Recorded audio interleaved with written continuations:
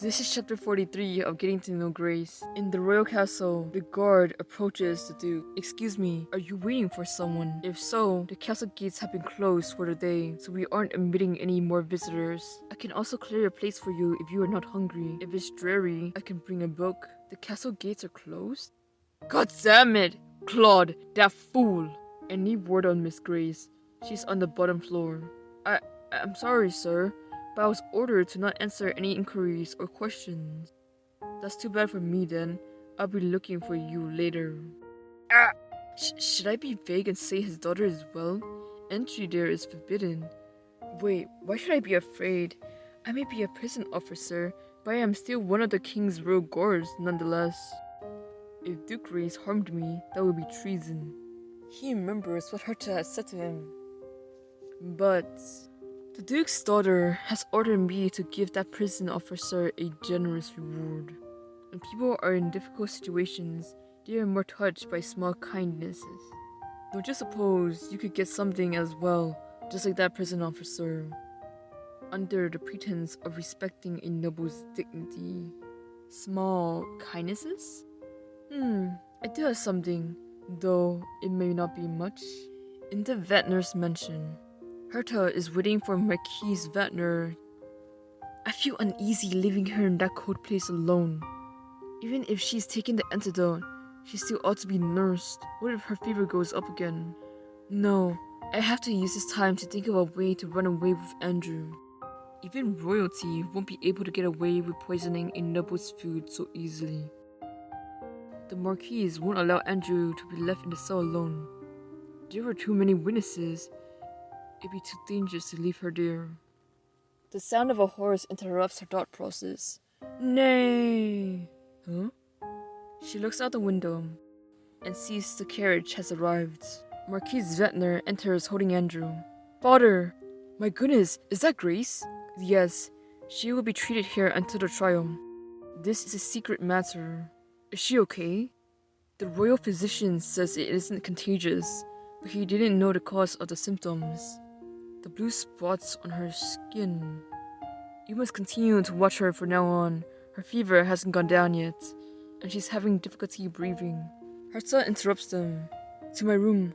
Please, take her to my room. I have taken care of her once when she had the same symptoms. I think it would be better to leave her under the care of a maid with experience. No, I think it would be best to do as Jamie says, Father. She took care of Grace often at Lillian. Please, Father. The Marquis look at his daughter. Herta tucks Grace to sleep. The two look at her sleeping form. Thank you, Marquis. Thank you so much. I did not tell the Duke anything about the poison and just expressed my regards, as I promised. I don't know how you suspected that spoon was fake silver, but if that stew had no poison in it, I would be interrogating you for treason against the royal kingdom right now, and finding out your identity at the same time. Herta doesn't say anything to that. I looked at every name on the list of banquet invitees, and there was no Jamie Danners. Of course, today's event was no place for an emerging class to attend. However, I'm letting this go since Lauren insists on protecting you. She is a good girl and doesn't make immoral decisions.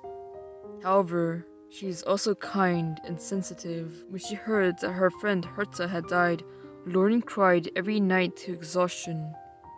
She didn't eat properly either.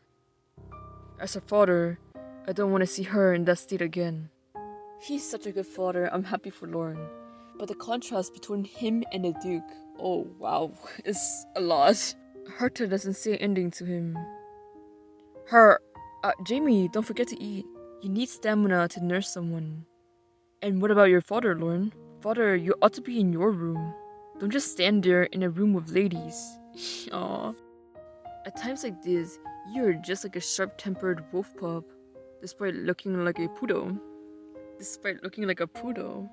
Aww, poodle. Herta, if anything happens, knock. I'm in the room next door. This room is out of the way, so you don't need to worry about hiding your eyes.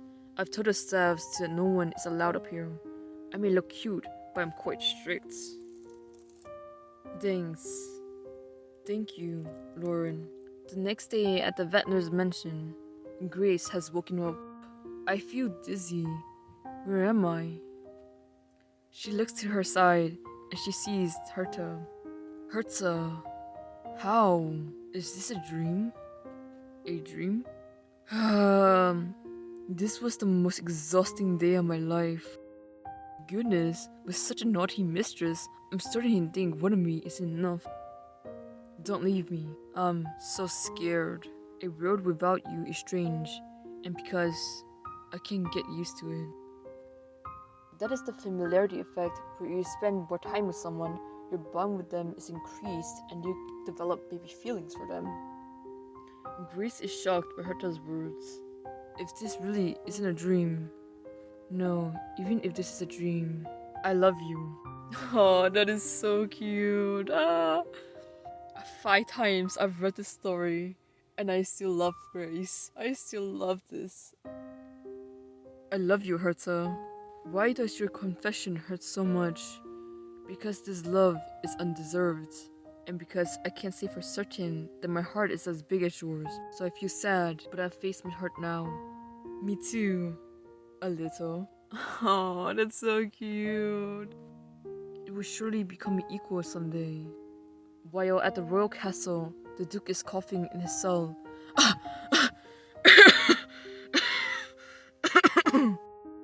And that is the end of the chapter.